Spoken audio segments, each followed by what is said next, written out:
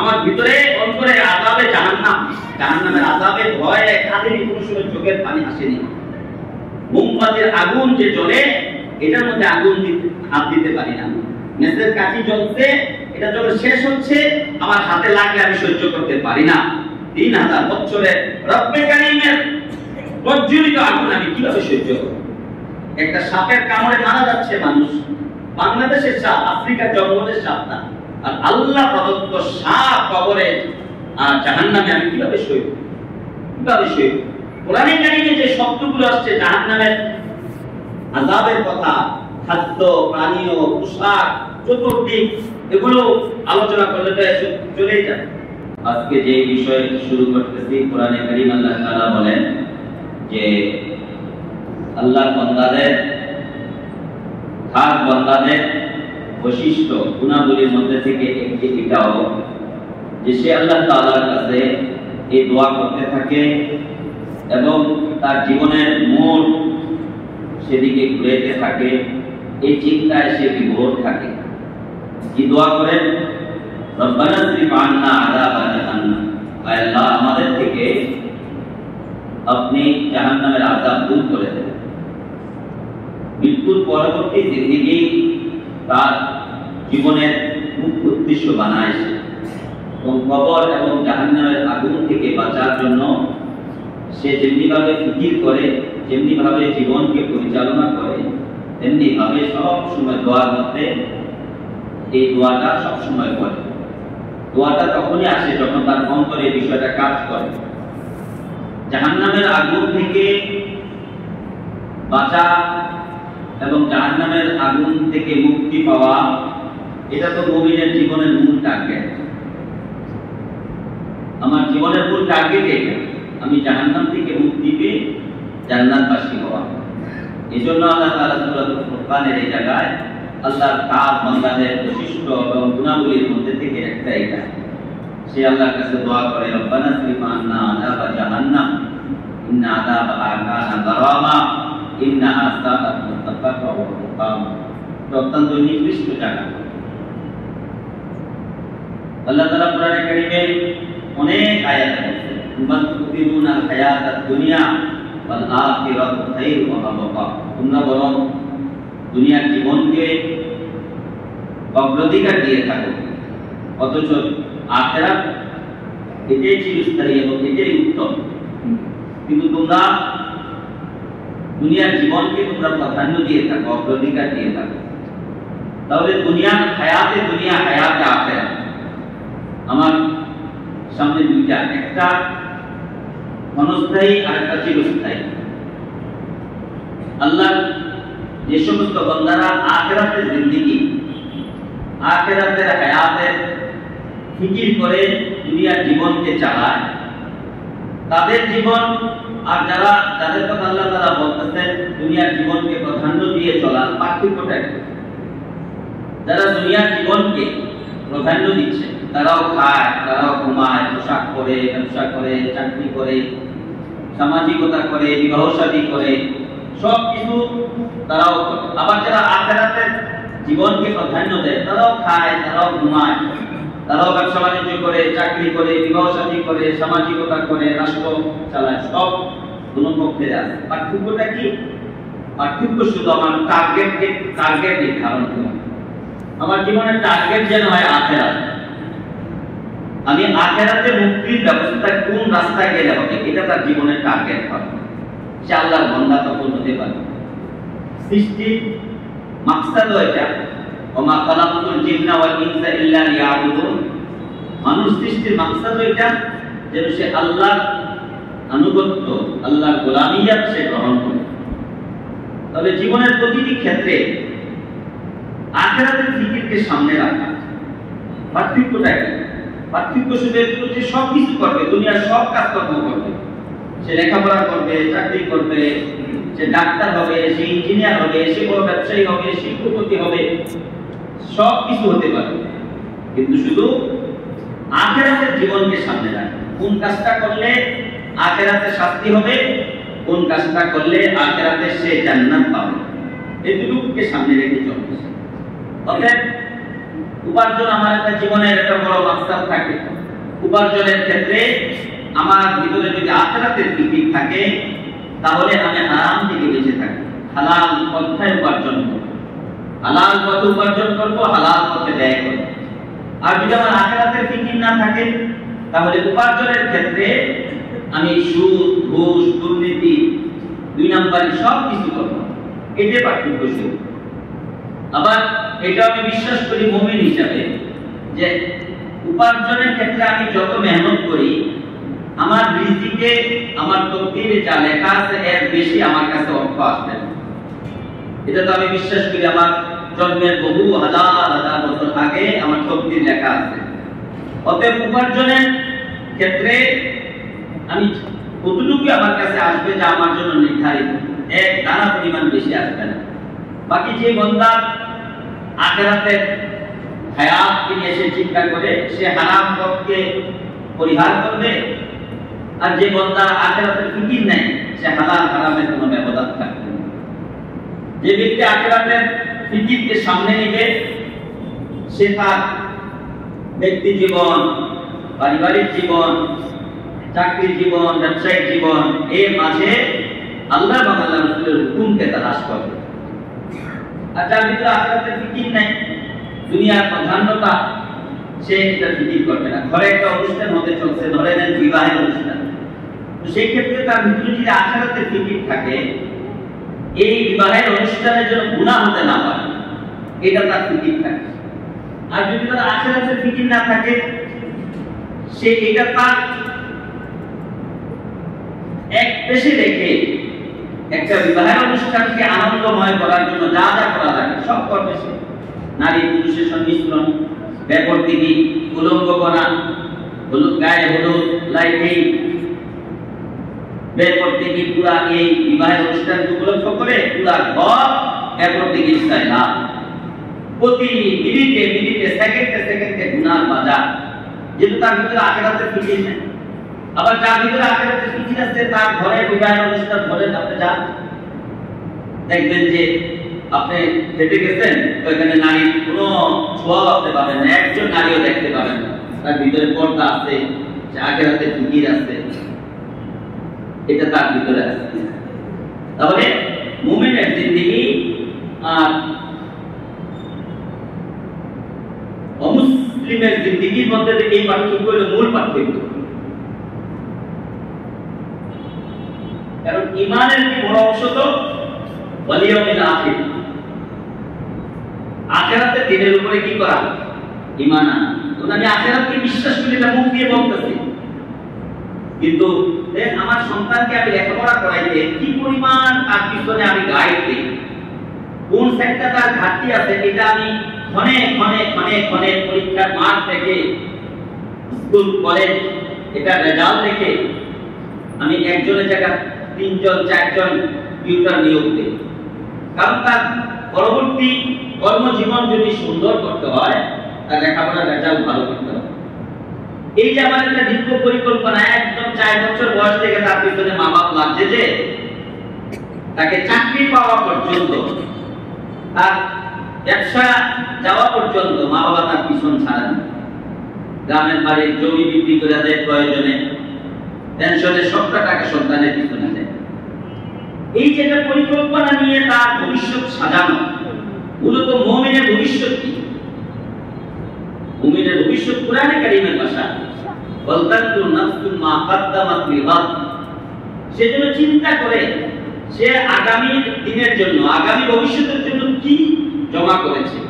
সূরাতুল হাশরের শেষ রুকুতে, ইয়া আইয়ুহাল্লাযীনা আমানু তাকুল্লাহ ওয়ালতাকু নাফসুম মা কদ্দামাত লিগাদ।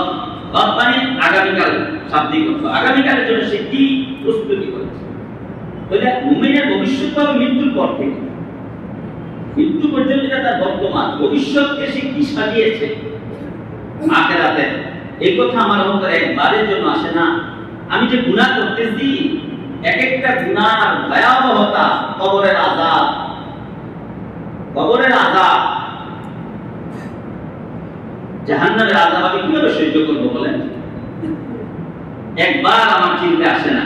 রাসূলুল্লাহ সাল্লাল্লাহু আলাইহি সাল্লাম দিনে বারবার কবরের আলোচনা করতেন, কবরের আযাব থেকে বাঁচার জন্য দোয়া করতেন। ফজরের পরে মাগরিবের পরে দোয়া তো প্রসিদ্ধ, আল্লাহুম্মা আজিরনি মিনান নার, 7 বার করে পড়া। আল্লাহ আমাকে জাহান্নামের আযাব থেকে আমাকে আপনি পানা দেন।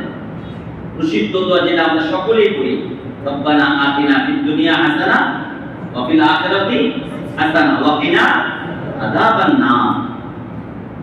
তাহলে দুনিয়ায় হাসানা, আখিরায় হাসানা, দুটোটার মাকসাদ কি? ওয়া কিনা আযাবান নার। এই দোয়ার মূল বিষয়টা হচ্ছে জাহান্নামের আযাব থেকে আল্লাহ তুমি আমাকে বাঁচাও। জাহান্নামের বিবরণ যদি পড়েন, আপনি পড়েন কোরআনে কারীমের অসংখ্য আয়াত, জাহান্নামীদের খাদ্য কি হবে, জাহান্নামীদের পানীয় কি হবে, জাহান্নামীদের পোশাক কি হবে, জাহান্নামের আগুনের অবস্থা কি হবে। হাদিসে আসছে যে 1000 বছর জাহান্নামের আগুনকে উত্তপ্ত করা হয়েছে। ইউকাদু আলফাসানা ফাহমারা, 1000 বছর আগুনকে উত্তপ্ত করার কারণে এটা লাল বর্ণ হয়ে যায়। তুম্মা আলফাসানা বিয়াত্তা, তারপর এটাকে আরো 1000 বছর গরম করা হয়েছে।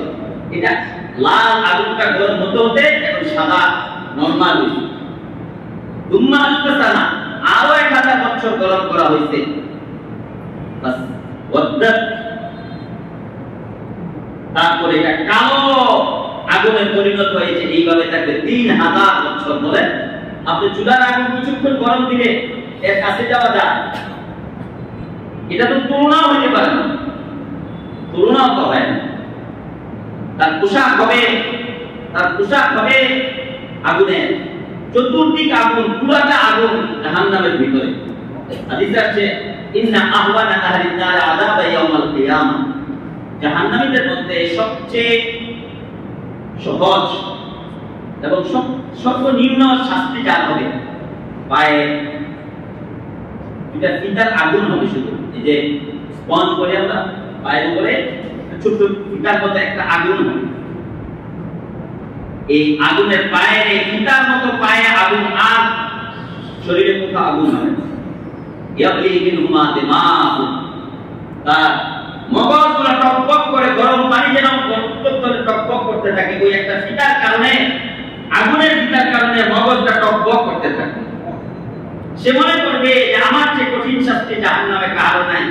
অথচ আল্লাহ রাসূল বলেন ওয়া ইন্নাহু লাআহওয়ানুহুম আযাব, অথচ সে সবচেয়ে সহজ আযাব। বাকিদের কি অবস্থা?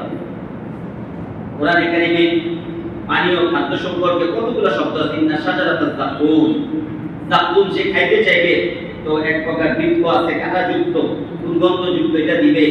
এরপরে পানি চাইবে, এই পানি পুরা পেটের যা কিছু আছে সব কিছু একবারে জ্বালিয়ে নিচের দিকে ফেলে দিবে।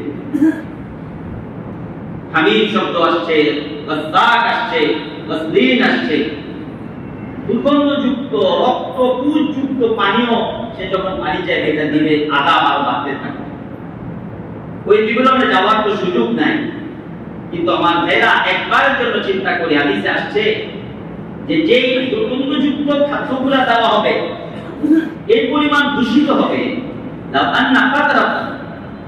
ওই দূষিত পানীয় থেকে এক ফোঁটা যদি দুনিয়া পানিতে ফালানো হইতো, সমস্ত সমুদ্রগুলোতে ফালানো হইতো, পুরা পৃথিবী দূষিত হয়ে যেত। পুরা পৃথিবী দূষিত হয়ে যেত। যেমন পানির মধ্যে বিষ মারলে পুরাটা পানি দূষিত হয়ে যায়, পানি মাছ পান করে মাছ মারা যায়। আল্লাহ রাসূল বলেন যে এক ফোঁটা যদি দুনিয়াতে পড়তো পুরো দুনিয়াটা দূষিত হয়ে যেত। কবরের ভিতরে যে সাপগুলো দংশন করবে, সেই দংশনের সাপগুলো যদি একবার দুনিয়াতে সাপ একটা সাপ ফেলতো, পুরো পৃথিবীতে কেমন পর্যন্ত একটা গাছ উৎপন্ন হতো না। হিরোশিমাতে একটা গাছ উৎপন্ন হতো না। এরকম বিষাক্ত সাপ দৈনিক আমাকে একের পর এক দংশন করবে কবরে। সেই কবরের আযাব, জাহান্নামের আযাব নিয়ে আমার কোনো ফিকির নেই। তো আল্লাহ তাআলা বলেন ওই ব্যক্তি আমার বান্দা হিসাবে সে দাবি করতে পারে যে জাহান্নামের আযাব থেকে বাঁচার জন্য আমার কাছে পানা চায়। আর তাআউযু বিল্লাহি মিনান নার। অতএব আমার আর আপনার প্রত্যেকে আমি নিজের অন্তরের সাথে বোঝাপড়া করি কবরের আযাব, জাহান্নামের আযাব, মৃত্যুর মুখে, মৃত্যুর সময়ে যে আযাব, মৃত্যুর সময়ে যে কঠিন পরীক্ষা, কবরের দিন প্রশ্ন, কিয়ামতের দিন হাসর বলছিলা, এগুলা কোনদিন পড়ে ওলামায়ে কেরামদের থেকে নির্ভরযোগ্য কিতাবগুলো নিয়ে পড়ছিনি কোনদিন বলেন? আমরা আখিরাতের কথা কিভাবে স্মরণ আসবে? জুমার দিনে একটু আলোচনাতে বসি, তাও তো একবার খুতবা শুরু হওয়ার সময় সব আসি। একটু আলোচনার দ্বারা আমার ঈমান কোথেকে চাপ হবে বলেন? কিভাবে আমার ঈমান উত্তপ্ত হবে? এই জন্য আমার ভাইরা, সাহাবায়ে কেরাম রাসূলুল্লাহ সাল্লাল্লাহু আলাইহি ওয়াসাল্লামকে দেখছেন কবরের কথা চিন্তা করে কাঁদতেন। আবু বকর ওমর জান্নাতের সুসংবাদ পাইছেন। ওমর রাদিয়াল্লাহু আনহু মৃত্যুর সময় ওনার ছেলে আব্দুল্লাহ ইবনে ওমরের রানের উপরে মাথা রাখা ছিল। তিনি বললেন যে, আব্দুল্লাহ, আমার মাথাটা মাটির সাথে মিশিয়ে দাও, আমি জানি না আমার পরে কি হবে, মাটির সাথে তো আমি মাটিতে যাব। ওমর রাদিয়াল্লাহু আনহু যা দুনিয়া থাকতে আল্লাহ রাসূলের জবান থেকে জান্নাতের সুসংবাদ প্রাপ্ত সাহাবী। আবু বকর রাদিয়াল্লাহু তাআলা আনহু এভাবে জিহ্বা টানতেছিলেন, জিহ্বাকে। ওমর রাদিয়াল্লাহু আনহু বললেন, থামেন। আবু বকর বললেন, তুমি জানো না ওমর, এই জিহ্বা আমাকে সমস্ত ঘাটিগুলোতে নিক্ষিপ্ত করবে, কবর, জাহান্নাম। এই ফিকির যদি আবু বকর, ওমর এবং সাহাবায়ে কেরামদের জাহান্নামের আযাবের ব্যাপারে হয়, মওতের ব্যাপারে হয়, আমার আর আপনার কি ফিকির আছে বলেন? তাই না? আমি বৃদ্ধ হয়ে গেছি, এখন আমি গুনাহ করি, আমার সন্তান গুনাহ করে, আমি 60 বছর, 70 বছর, 80 বছরের বৃদ্ধ, কিন্তু আমার দিনের বেলা একবার কবরের আযাবের কথা, জাহান্নামের আযাবের কথা আমি স্মরণ করতে পারি না। আমি যখন কথা বলি তো জাহান্নামের আযাবের কথা আমার স্মরণ আসে না। যে একটি বাক্য আল্লাহ রাসূল বলেন, তোমার মুখ থেকে বের হওয়া একটি বাক্য এত ওজন, এত ওয়েটেবল, একটি বাক্য তোমাকে জান্নাতে নিতে পারে। আবার একটি বাক্য, ইন্নাল আবদা লা ইয়াতাকাল্লামু বিল কালিমাতি ইস্তাগফিরুল্লাহ ইয়াহদি বিহা ইলা জাহান্নাম। আবার তোমার মুখ থেকে বের হওয়া একটি বাক্য এত ওজন যে একটি বাক্য তোমাকে জাহান্নামে নিতে পারে। তাহলে আমি কথা বলতে, আমি দেখতে, আমি শুনতে, আমি খাইতে, আমি ঘুমাইতে, আমি অন্যের সাথে আচরণ করার ক্ষেত্রে, আমি উপার্জন করার ক্ষেত্রে, টাকা পয়সা ব্যয় করার ক্ষেত্রে, জীবনের প্রতিটি সেকেন্ডে কদমে আমার যেন মওতের কথা, কবরের কথা, আখিরাতের কথা স্মরণে থাকে। তাহলে আমি মুমিন, ইবাদুর রহমান, তাহলে আমি আল্লাহর বান্দা। এই অবহেলার জিন্দেগির নাম মুমিন না। আমার জিন্দেগির ধরন আর অমুসলিমের জিন্দেগির ধরন এক হয়ে আছে। সেও সকালবেলা ঘুম থেকে উঠে ফজর পড়লো কি পড়লো না কোনো চিন্তা নাই, অথচ আল্লাহ রাসূল থেকে কত বিবরণ, ঘুম থেকে ওঠার পর আমার করণীয় কি কি, আল্লাহ রাসূল দোয়া শিখিয়েছেন, সারাদিন যেন আমার দিনটা আল্লাহর সাথে সম্পর্ক হয়ে কাটে। আল্লাহুম্মা জাল ফি আইনি নূরা ওয়া আইনি ইয়ামিনি নূরা। লম্বা দোয়া, আল্লাহ তুমি আমার ডাইনে বামে সামনে পিছনে উপরে নিচে একটা নূর দিয়া, তোমার নূর দিয়ে আমাকে বেষ্টনী দিয়ে দাও, যাতে শয়তান এই নূরের ভিতরে ঢুকতে না পারে, আর আমি সারাদিন তোমার আনুগত্যের মধ্যে জীবন কাটাইতে পারি। ফজরের সময় দোয়া, ঘর থেকে বের হওয়ার আল্লাহ রাসূলের ঠিকানা। ফজরের পরে আল্লাহ রাসূল যে দোয়াগুলো করতেন, সূরা হাশরের 3 আয়াত পড়া, রাত্রেবেলা ঘুমাইতে পড়া, এই সবগুলোর মাকসাদ এটা যে আমি কিভাবে জাহান্নামের আযাব থেকে বাঁচতে পারি। আমার ভাইরা, জুমাতে তো লম্বা আলোচনার সুযোগ নাই। আমার ভিতরে অন্তরে আযাবে জাহান্নাম, জাহান্নামের আযাবে ভয়ে কাঁদেনি, কোনো সময় চোখের পানি আসেনি। মোমবাতির আগুন যে জ্বলে, এটার মধ্যে আগুন হাত দিতে পারি না। মেসের কাঠি জ্বলছে, এটা যখন শেষ হচ্ছে আমার হাতে লাগলে আমি সহ্য করতে পারি না। 3000 বছরের রব্বে কারীমের প্রজ্বলিত আগুন আমি কিভাবে সহ্য করব?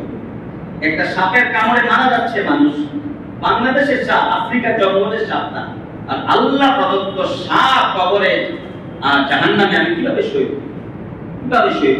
কোরআনে কারিমে যে শব্দগুলো আসছে জাহান্নামের আযাবের কথা, খাদ্য, পানীয়, পোশাক, চতুর্দিক, এগুলো আলোচনা করলে তো চলেই যায়।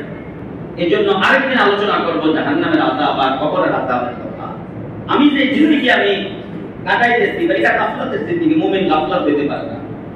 ওয়াহুম আনিল আখিরাতি হুম গাফিলুন। আল্লাহ বলেন এরা আখিরাতের জিন্দেগি থেকে গাফিল, আখিরাতের জিন্দেগি। তাহলে ইবাদুর রহমানের এই বৈশিষ্ট্য এবং এই গুণাবলীটা হচ্ছে আমার যেন 24 ঘন্টায় আমার আখিরাতের কথা স্মরণ থাকে। এবং আখিরাত এটা ঈমানের অংশ। ঈমানের মূল কি? আল্লাহ রাসূলের তাওহীদ, রিসালাত, আখিরাত, তিনটা জিনিসের নাম ঈমান।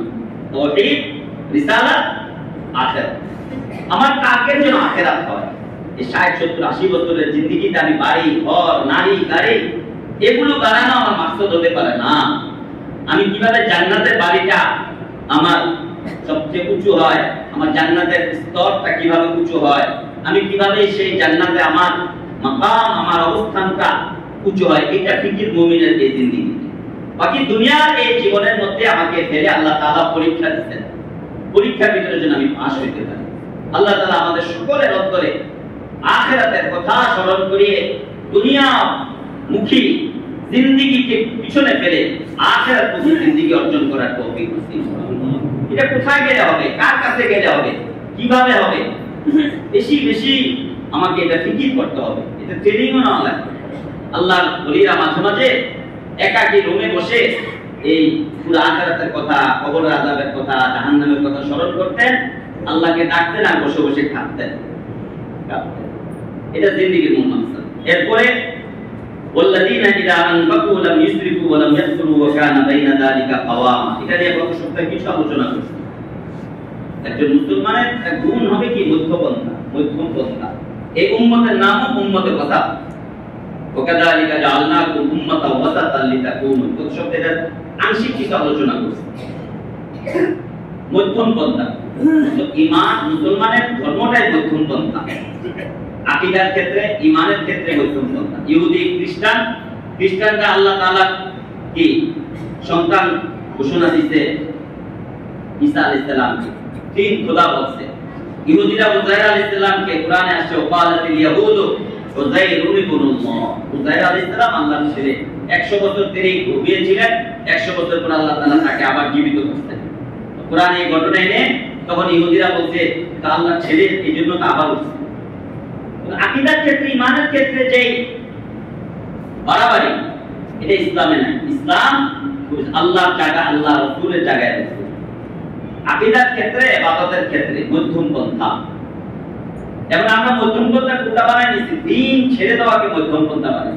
ইসলাম উগ্রবাদিতাকে পছন্দ করে না।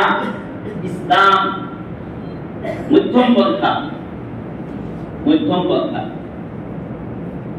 কতজনে ব্যাখ্যা করে লা ইকরাহা ফিদ্দীন, ইসলামে জবরদস্তি করে কোনো কিছু করানো এটা কি নাই? বৈধ না। লা ইকরাহা ফিদ্দীন, লা ইকরাহা ফিদ্দীনের ব্যাখ্যা যেটা সমাজে আমাদের সেকুলার থেকে নেওয়া, এটা ব্যাখ্যা সেটা কি করে যে যার যার স্বাধীনতা থাকা চাই, ব্যক্তি স্বাধীনতা থাকা চাই, এটার নাম মধ্যমপন্থা। আর ব্যক্তি স্বাধীনতা হস্তক্ষেপ করার নাম এটাকে উগ্রতা বলে, তাই না? লা ইকরাহা ফিদ্দীন, ইসলামে কোনো বাধ্যবাধকতা নাই। এটা দ্বীন গ্রহণ করার ক্ষেত্রে বলা হয়েছে, দ্বীন গ্রহণ করা। আমি ইসলাম গ্রহণ করব কি করব না, এটার উপরে জবরদস্তি চলবে না। জোর করে কাউকে মুসলমান বানানো যাবে না। কিন্তু যখন সে মুসলমান হয়ে গেছে, এখন যদি কেউ বলে যে ইসলামে কোনো জবরদস্তি নাই, নামাজের ক্ষেত্রে, পর্দার ক্ষেত্রে, উপার্জনের ক্ষেত্রে, ব্যয়ের ক্ষেত্রে কোনো আইনে তাকে বাধ্যবাধকতা করা যাবে না, এটা ব্যক্তি স্বাধীনতার উপর হস্তক্ষেপ, তাতে ঈমানে থাকবে না। কারণ লা ইকরাহা ফিদ্দীনের ব্যাখ্যা দিতে কোথায় গেছি? যে ব্যক্তি জীবনে একজন নারীকে পর্দা করতে বাধ্য না সে। আপনার যেটুকু ক্ষমতা আছে এটা দিয়ে আপনি প্রতিরোধ করলেন, তাকে দ্বীনের দিকে আনলেন, এটা আলাদা বিষয়। কিন্তু ব্যক্তির জন্য ইসলামের প্রতিটি হুকুম পালন করা, লা ইলাহা ইল্লাল্লাহ বলার পরে সে বাধ্য। ইসলামী হুকুমত যদি থাকে, এজন্য পর্দা না করলে তার শাস্তি, এমনকি নামাজ না পড়লে, নামাজ ত্যাগকারীদেরও খেলাফত থাকলে তার শাস্তি, তাকে জেলে নিয়ে যাওয়া হবে। এক ওয়াক্ত নামাজ ছাড়ছে এটা দেখলে সে জেলে যেতে হবে, জেলে যাওয়ার পরে তার শাস্তি আছে। এটা তাহলে ইসলাম গ্রহণ করার ক্ষেত্রে কোনো জোর জবরদস্তি নাই। তো গ্রহণ করার পরে একটা নারীকে এই স্বাধীনতা দেওয়া হয়েছে, সে যে কোনো স্বামী গ্রহণ করতে পারবে তার ইচ্ছা মতো। কিন্তু এক স্বামী গ্রহণ করার পরে যদি সে যদি বলে এটা আমার পেট, তাসলিমা রাসূল বলতেন এটা আমার পেট, এই পেটে কার সন্তান নিবে এটা আমার ইচ্ছা, এই আমাদের শরীর নিয়ে কার সাথে ঘুমাবে এটা আমার ইচ্ছা, আমার স্বামী বাধা দেওয়ার কোনো ক্ষমতা নাই, না, এটা পারবেন না। আপনি নারী আপনি পছন্দ করে গ্রহণ করেন স্বামী হিসাবে, আপনি স্বামী নারীকে গ্রহণ করেন স্ত্রী হিসাবে, কিন্তু গ্রহণ করার পরে স্বামী স্ত্রীর মাঝে শরীর হুকুম পালন করতে, সীমা রেখা করতে থাকতে, এটা আপনি বাধ্য। স্ত্রী চাইলেই স্বামীর অনুমতি ছাড়া যে যা ইচ্ছা তা করতে পারে না, স্বামী চাইলেই স্ত্রীর উপর যা কিছু চাপিয়ে দিতে পারে না। ঠিক তেমনি ভাবে ইসলাম গ্রহণ করার পরে আপনি মধ্যম পন্থা বলতে এটাকে বলে। মধ্যম পন্থা মানে এটা বুঝাইছে, এটা তিনজন সাহাবী আল্লাহ রাসূলের ঘরে আসছে, এসে আল্লাহ রাসূল সারাদিন কিভাবে কাটে এটা জানতে চেষ্টা করলেন। রাত্রে কি করেন, দিনে কি করেন। ওনাদের ধারণা ছিল রাসূল তো রাসূল, তিনি সারা রাত ইবাদত করেন, দিনে রোজা রাখেন। তো আম্মা জানদের থেকে আলোচনা করে জানতে পারলেন যে না, তিনি দৈনিক রোজা রাখেন না, মাঝে মাঝে রোজা রাখেন। যেমন হাদিসে আসছে প্রতি সোম বৃহস্পতিবার রোজা রাখতেন। তিনি রাত্রে অধিকাংশ রাত্রে 2/3 ঘুমিয়ে যেতেন, অধিকাংশ সময় তাহাজ্জুদের সময় উঠতেন। ইনারা এই সংবাদ পেয়ে মনে করলেন যে আল্লাহ রাসূল তো আল্লাহর খুব নৈকট্য, ওনার তো ইবাদত না হলেও চলে, আল্লাহ তাআলা ঘোষণা দিচ্ছেন, আমাদের তো লাগবে। তো একজন বললো আমি আজকে থেকে রাত্রে ঘুমাবো না, সারা রাত আমি তাহাজ্জুদ করব। আরেকজন বললো আমি কালকে থেকে প্রতিদিন দিনের বেলা রোজা রাখবো। আরেকজন বললো আমি আজ জীবনে বিবাহ করব না, বিবাহ করলে তো ইবাদতে ক্ষতি হয়। আল্লাহ রাসূলের কাছে এই সংবাদ আসার পর আল্লাহ রাসূল দেখে বাধা নিষেধ করছেন যে না, দৈনিক রোজা রাখা, সারা রাত ইবাদত করা, বিবাহ থেকে নিজেকে বিরত রাখা, এটা তোমার কাজ নয়। এর থেকে মধ্যপন্থা, এটা হচ্ছে শরীয়ত। তোমাকে বিবাহ করতে হবে, নারীর হক আদায় করতে হবে, আখিরাত কামাই করতে হবে। তোমাকে রোজা রাখতে হবে, মাঝে মাঝে তুমি রাতের এক অংশে ইবাদত করো। এটাকে বলে ইবাদত করার ক্ষেত্রে আনুগত্যে মধ্যপন্থা। এরকম যেন না হয় যে আমি 24 ঘন্টা মসজিদে পড়ে রইলাম, আমি আর বিবি বাচ্চার দিকে খেয়াল করলাম না, আবার এত বেশি খেয়াল করলাম বিবি বাচ্চার দিকে, নামাজ রোজার দিকে কোনো খবর নাই, শরীয়তের দিকে। এটাকে বলে মধ্যপন্থা। এটা বুঝতে হবে আমাকে। এই জন্য গত সপ্তাহে আমরা আলোচনা করেছিলাম বিবাহের ক্ষেত্রগুলো যে এটা আমাদের জন্য খুব গুরুত্বপূর্ণ বিষয়। আমার আচার আচরণের মধ্যম পন্থা। বিবাহের ক্ষেত্রে আমরা নারী দেখার ক্ষেত্রে কি করি? সবচেয়ে সুন্দরী নারীটাকে বাছাই করি। আল্লাহ রাসূল বলে না, দিনদার নারীকে প্রাধান্য দাও। বংশীয় নারী সবার আগে চাই, বংশের আগে দিন চাও। ধার্মিক না, দিনদার কিনা, বোরকা পরে, মাঝে মাঝে নামাজ পড়ে না, ধার্মিক কিনা, আল্লাহ এবং আল্লাহ রাসূলের আনুগত্য কিনা, আল্লাহ রাসূল যেটা তালাশ করো, এটা আগে দেখো। পাঁচবার বিজাতি দিনকে প্রাধান্য দাও, এটা মধ্যপন্থা। হ্যাঁ, এর সাথে তুমি আল্লাহ রাসূল বলতে আরো 3টা জিনিস দেখো, এইটা দেখার পর আরো 3টা, এটা আগে। তাহলে যুবকদের জন্য যে দায়িত্ব, বেপরদা, অশ্লীলতা, এই জাতীয় নারীদেরকে বিবাহ থেকে বিরত থাকা। প্রথম তার ভিতরে পর্দা আছে কিনা, এরপর আল্লাহ রাসূল বলেন আমার সাথে ছেলের সাথে তার আর্থিক সমন্বয় আছে কিনা, বংশীয় সমন্বয় আছে কিনা, তার সৌন্দর্য, সুন্দর নারী যাতে সে নিজের চরিত্রকে কি করতে পারে, এটাকে বলছে মধ্যম পন্থা। ঠিক তেমনি ভাবে মহর ধার্য করার ক্ষেত্রে মধ্যম পন্থা। আমরা কি করি? মহর এটা ধরে নিচ্ছি, এটা আদায়ের বিষয় না। অথচ আল্লাহ রাসূল বলেন যে ব্যক্তি মহর ধার্য করার সময় মনের ভিতরে এটা রাখে, এটা তো আদায় করা লাগবে না, সে বৈধ বিবাহ করার পরেও এই নিয়তে মহর ধার্য করলো, যেটা তো আদায় করা লাগে না, আর এভাবে মৃত্যু হলো, জিনাকার হিসাবে সে মৃত্যুবরণ করলো। হালাল বৈধ জিনা করে নাই কোনোদিন, কিন্তু এই নিয়তে মহর এটা নারীর হক। তবে এটা মধ্যম পন্থা, এটা ছেলের উপার্জনের দিকে তাকাবে। এখন কি করে? যদি আমার মেয়েকে ছেড়া দেয়, এদিকে বাড়াই লিখতে হবে, ছেলে এটা আদায়ও করেন। অথচ দায়িত্ব ছিল এটা ছেলের যতটুকু সামর্থ্য আছে এটা দিয়ে সে বাসর রাত্রে যদি নারী দাবি করে আমার মহর দেওয়া ছাড়া আমার কাছে আসতে পারবে না, এটা এই অধিকার নারীকে শরীয়ত দিচ্ছে। এটা পুরুষের দায়িত্ব। আমার যেটুকু সামর্থ্য আছে এতটুকু আমি করবো, এর বেশি না। এই জন্য বিবাহের ক্ষেত্রে আমি মনে করি যে এটা একটা আনন্দ ফুর্তির জায়গা, এটা আনন্দ ফুর্তির একটা সমন্বয় না, না এটা আনন্দ ফুর্তির জায়গা সময় না, এটা ভয়ের জায়গা। এটা আল্লাহ তাআলা কিয়ামত পর্যন্ত প্রজন্মকে টিকিয়ে রাখার জন্য এই বিবাহের পন্থা চালু করতেন। অতএব এটা আল্লাহর একটা আল্লাহর এই রাষ্ট্রটা, আল্লাহর এই জগৎটাকে স্থিতিশীলতার জন্যই বিবাহে, এটা আমার মনে থাকা চাই। আমার চরিত্রকে সংবরণ করার জন্য বিবাহ, এটা মনে রাখতে হবে। অতএব এই সময় বেশি থেকে বেশি আল্লাহর দিকে ঝুঁকা, কান্নাকাটি করে, আল্লাহ আমার আগামী দিনের ঘর সংসার হয়তো জাহান্নাম হবে, হয়তো জান্নাত হবে, যদি আমি একটা ভালো নারী পাই তাহলে আমার ঘরটা জান্নাত, এর থেকে বড় জান্নাত আর কিছু নাই। এটা এই সময় খরচের ক্ষেত্রে আল্লাহ রাসূল বলছেন, আযামুন নিকাহি বারাকাতান আইসারুহা মাউনা, বিবাহের ক্ষেত্রে সবচেয়ে বেশি বরকত ওই বিবাহতে যে বিবাহতে খরচ কি হয়, কম হবে। এটা মধ্যম পন্থা। লাখ লাখ টাকা, কত দামি কি আছে, কমিউনিটি সেন্টার আছে, কত দামি খানা খাওয়ানো যেতে পারে, কয়টা আইটেম করা যাইতে পারে, কত বড় বড় এই চিংড়ির টুকরাটা, চিংড়ির পিস দেওয়া যেতে পারে। এই যে প্রতিযোগিতা, এইটা মধ্যম পন্থার বিপরীত। আমার ঘরে মেহমান, আমার ঘরে খরচ, আমার ঘরে কত শক্তিতে আলোচনা করি, এটা হলো মধ্যম পন্থা। জীবনের প্রতিটা ক্ষেত্রে মধ্যম পন্থাকে এগিয়ে নিয়ে যাওয়া।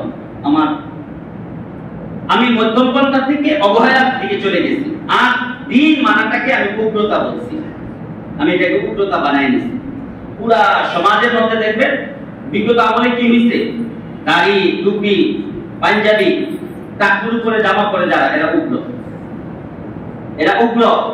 এই বিষয়টা ব্যাপক আকারে ছিল, ব্যাপক আকারে। দাড়িওয়ালারা চাকরির দিকে পর্যন্ত চলে আসতে হয়েছে।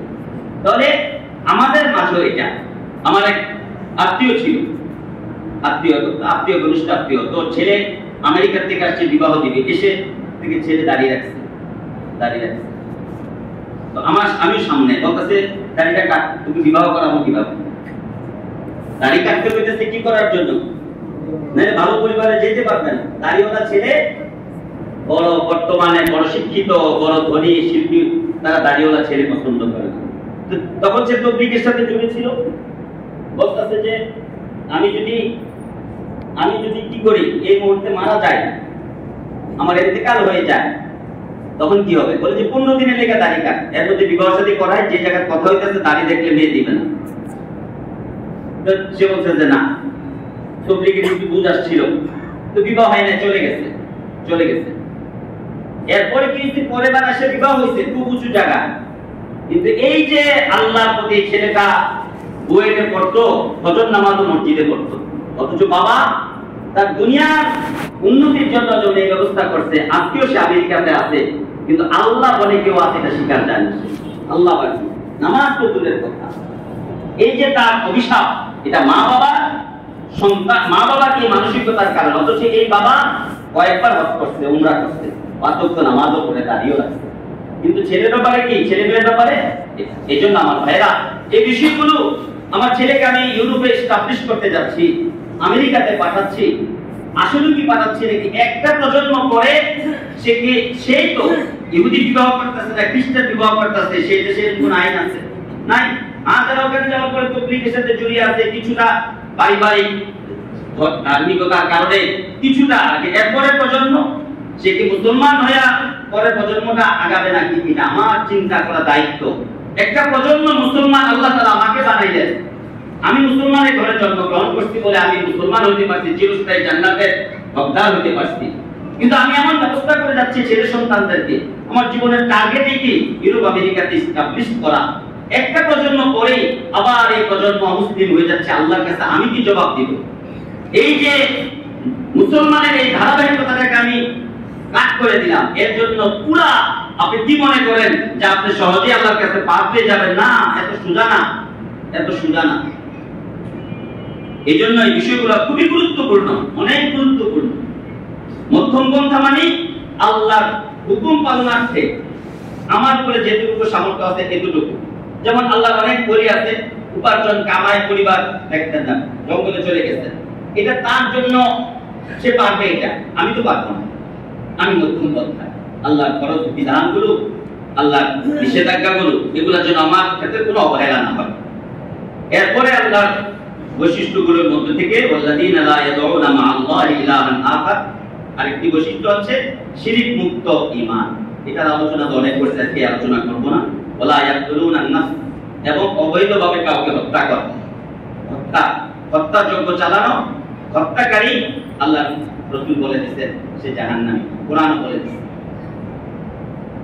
ওয়ালা ইয়াজনুন, এবং আল্লাহর খাস বান্দা জিনা করতে পারে না, লা ইয়াজনুন, জিনা করতে পারে না ব্যভিচারের সাথে। বলেন আজকে সমাজের কি অবস্থা, বিশেষ করে এই ফেসবুকের যুগে পরকীয়া থেকে শুরু করে এবং এই যে বিবাহের আগে ছেলে মেয়ের এই জীবনটা, এটার অবস্থাটা কি বলেন, সমাজ কোথায় যায় পড়ছে এখন? কতজন মেয়ে সমাজের আজকে শিক্ষিত বলি বিবাহের আগে সে নিজেকে পবিত্র বলে নিজেকে দাবি করতে পারে। এরপরে আল্লাহ রাসূল তো জিনা, এরপর দিকে কি জিনা বলছেন, চোখের জিনা, বেগানা মহিলা দেখা, হাতের জিনা স্পর্শ করা। আমি অটোতে, সিএনজিতে, বাসে আমার পাশে নারী পুরুষ একসাথে, কোনো কি নাই, কোনো চিন্তা নাই যে বসাটা যে কবিরা গুনাহ, অটোতে বা সিএনজিতে বা বাসে নারীর সাথে স্পর্শ থাকা আমার শরীর, এটা যে একটা জিনার হুকুম আল্লাহ রাসূল বলতেছেন। তাহলে জিনা মুক্ত জীবন, ব্যাপক দিক থেকে বেঁচে থাকা, এটা আল্লাহর বান্দাদের বৈশিষ্ট্য। আমি 5 ওয়াক্ত নামাজ পড়ি, ঘরে পর্দা নাই, আমি আল্লাহর খাস বান্দা হইতে পারলাম না। এবং গুনার যে অভিশাপ ধীরে ধীরে আমার ইমানের স্তর কমতে থাকে, আমার আল্লাহর সামনে অবস্থান যেতে যেতে যেতে যেতে কখনো কখনো মওতের সময় ঈমান হারা হয়ে গেল। আমি পুরোটা জিন্দেগি আমি আল্লাহ কি করলাম, নাফরমানি করলাম, ঈমানের কোনো দাবি আমি পূরণ করলাম না। ঈমান নিয়ে কবরে যেতে পারবে এটা কি গ্যারান্টি? ওই সময় কেউ জানে না। এটা জানতে ইবলিস আসে, আক্রমণ করে, কত কিছু করে। এরপরে ওয়াল্লাযীনা লা ইয়াশহাদুনা যুরা ওয়া ইযা মাররু বিল লাগবি মাররু কিরামা, আল্লাহর খাস বান্দাদের যারা কোনো অবৈধ, কোনো বাতিল, কোনো মজলিসে সে হাজির হয় না, উপস্থিত হয় না, কখনো চলে গেছে তো নিজেকে ভদ্রতা ভাবে নিয়ে আসে। এটার অনেক ব্যাখ্যা। এক ব্যাখ্যা, কোনো শিরকের মজলিসে যায় না, যেখানে শিরিক হয়, যেখানে মূর্তি পূজা হয়, ওইখানে সে যাবে না, সে আল্লাহর খাস বান্দা হতে পারে না। এবং রাজনৈতিক ভাবে কি হয়ে গেছে, পূজাতে অংশগ্রহণ করে কতগুলো বাক্য আমরা পর্যন্ত শুনলাম, সব একাকার, সব কি একাকার, পূজা রোজা একাকার। তারা ইবাদত করে, আমরা ইবাদত করি, তারা কি দেয়, দেবতার সামনে দেয়। আরেকজন তো বলেই ফেললেন বক্তা, হিন্দুদেরকে কি বলা যাবে না, মুশরিক বলা যাবে না, হাস্যকর বক্তা বলে ফেললেন। তারাও আমরা যেন মসজিদে সেজদা দেই, তারাও মূর্তির সামনে কি দেয়। অথচ আল্লাহ তাআলা বলতেছেন এগুলাকে সমর্থন করবে তো দূরের কথা, ওই জাতীয় মজলিসে যেতে পারবে না, যাওয়া শুভেচ্ছা জানানো তো দূরের কথা, শুভেচ্ছা জানানো তো দূরের কথা, এখানে উপস্থিত হবে না। হাদিসের স্পষ্ট শব্দ যে সেখানে উপস্থিত হলে, সেখানে উপস্থিত হলে ওই সময় শিরকের কারণে যে আযাব হয়, এই আযাবে তুমি ভুগবা। একটা ব্যাখ্যা এটা। দ্বিতীয় ব্যাখ্যা, কোন গুনার মজলিসে সে যায় না, বিবাহের মজলিস পুরোটা ব্যাপক দিকে সে যেতে পারবে না। আমরা যেমন দাওয়াত রাখার আগে এটা বলি যে আলাদা খাওয়ার ব্যবস্থা আছে কিনা, তাহলে যাব।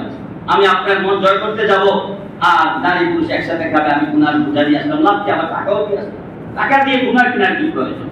ঠিক এই জাতীয় যত গুনার মজলিস আসে এক ব্যাখ্যা। দ্বিতীয় ব্যাখ্যা, সে মিথ্যা সাক্ষী দেয় না, মিথ্যা আশ্রয় নেয় না, লা ইয়াশহাদুনা যুর, মিথ্যা সাক্ষী দেয় না। এটা অনেক বড় বিষয়। দেখেন মিথ্যা ছাড়া আমাদের জগতে নাই, মিথ্যা ছাড়া আমাদের জগতে নাই। আমি কথা শেষ করতেছি, এই জন্য এই ব্যাখ্যার দিকে লম্বা যাচ্ছি না। গত সপ্তাহে একটা আলোচনাকে টেনে আমি কথা শেষ করতে চাই। পুরা রাষ্ট্রটা, পুরা দেশটা মিথ্যার উপরে নির্ভর করে চলছে। অথচ কিয়ামতের আলামত হচ্ছে আল্লাহ যে মিথ্যাবাদীকে সত্যবাদী ধরা হবে, সত্যবাদীকে মিথ্যাবাদী ধরা হবে। সত্যবাদী এটা গত সপ্তাহে আমরা আলোচনা করছিলাম ইসকন নিয়ে। ইসকনের ভয়াবহতা, ষড়যন্ত্র, লাভট্র্যাক নামে মুসলিম নারীদেরকে ধর্ষণের প্রতিজ্ঞা করে দেশে পাঠানো হয়েছে ইসকনকে। ভারতের কতগুলো ভিডিও আমাদের সামনে আছে যারা বলে দিছে যে মুসলমানদেরকে ঘায়েল করতে হলে এক একজন 10টা করে নারীকে ধর্ষণ করবে এবং এই ধর্ষণের পরে অবৈধ সন্তান আনতে হবে। এটা তাদের প্রতিজ্ঞার ভিডিও তো আছে এখন ইসকনের। সেই ইসকনকে রাষ্ট্রীয়ভাবে তাদেরকে, প্রশাসনিকভাবে তাদেরকে কি দেওয়া হচ্ছে, সহযোগিতা করা হচ্ছে। অনেকগুলো সংগঠন তো দেশে নিষিদ্ধ হইল, হিজবুত তাহরীর, তারপরে আপনার এই হরকাতুল জিহাদ। অথচ তারা একটা হত্যাকাণ্ড ঘটাইছে রাষ্ট্রে, ওই উগ্র জঙ্গি ইসলাম ফুবিয়া জিহাদ ফুবিয়া দিয়ে সংগঠনগুলোকে নিষিদ্ধ করলেন। অথচ বাংলাদেশের ইতিহাসে দ্বিতীয় কোনো ঘটনা নাই যে কোন অ্যাডভোকেটকে তার বিপক্ষে দাঁড়ানোর কারণে তাকে হত্যা করছে। আরিফকে যে হত্যা করলো, এরপরে তো নিষিদ্ধ হওয়ার কথা ছিল। রাষ্ট্রীয় সমস্ত বড় বড় আর্মি অফিসাররা পর্যন্ত কি করলো?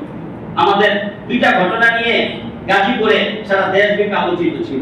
একটা যে 12-13 বছরের একটা শিশু মাদ্রাসার ছাত্রী আশামণিকে উঠিয়ে নিয়ে 3 দিন দর্শন করছে জয় সবাই এরা। এটার বিচার চাওয়ার জন্য আন্দোলন করতে গাজীপুর ওলামায়ে কেরাম সারা দেশব্যাপী হয়েছে।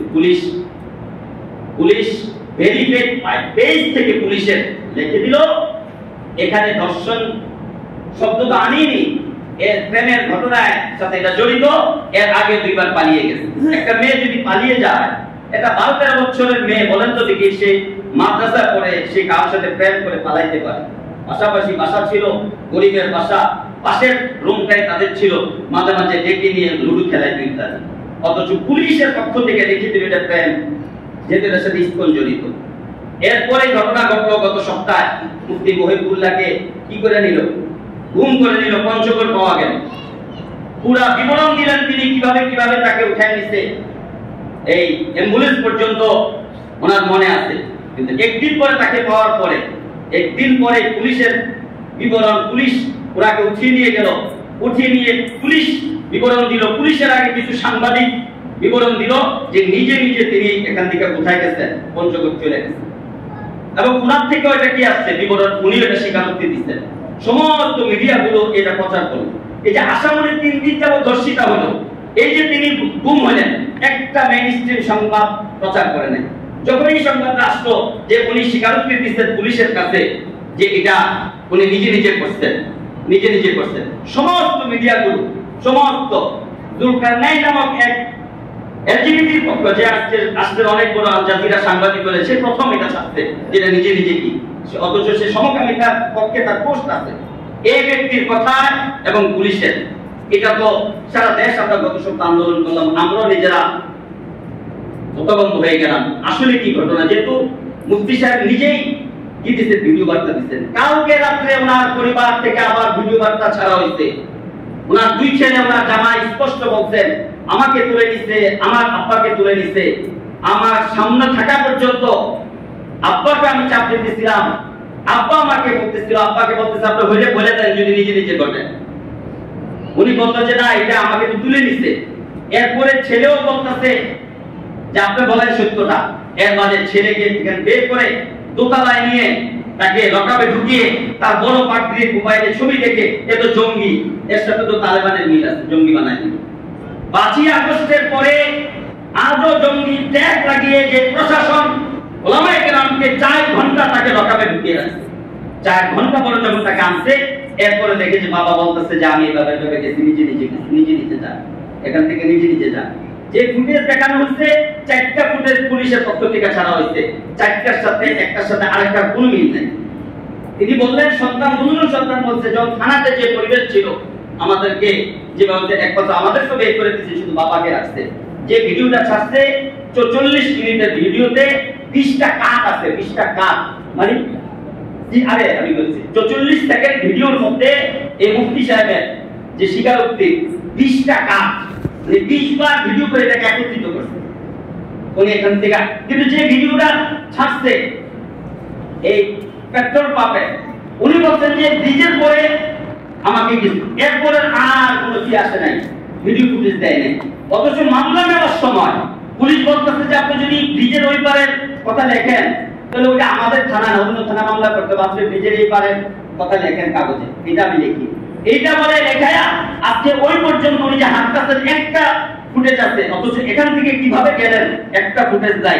শ্যামলী গাড়ি মালিক ইস্কর, এটা সারা দেশ ব্যাপী, ওই শ্যামলী গাড়িতে উঠছেন, পত্রিকা উঠছেন, অটোতে উঠছেন, একটা ভিডিও ফুটেজ এখনো পুলিশ ছাড়তেছে না। পরিবারের পক্ষ থেকে কালকে রাতে 2 দিন অপেক্ষা করার পরে স্পষ্ট বলে দেওয়া হয়েছে আব্বাকে চাপ দিয়ে এটা করা হয়েছে। এবং ওনার পরবর্তী যে আচরণ এখন, এটা দ্বারা ওনাকে যে জাদু করা হয়েছে, কোরআনে যে জাদুর কথা আছে, কোরআনে যে জাদুর কথা আছে সূরা বাকারাতে, আপনারা কিছুদিন আগে একটা এই ভিডিও দেখছেন, র‍্যাব র্যাবের পক্ষ থেকে একটা ছোট্ট বাচ্চা চায় 5-6 বছরের, তাকে কিভাবে উঠিয়ে নিচ্ছে, তাকে কি জানি মুখের সামনে চকলেট দিয়েছে এবং তাকে যেখানে বলে সেখানে যায়, যে তাকে ডাকতে তার কোলে উঠে যায়। পরবর্তীতে র্যাব বলতেছে আমি এটা বুঝে নিলাম যে জাদুর মতো যে কিছু একটা আছে, এটা কি করছে খাওয়াইছে।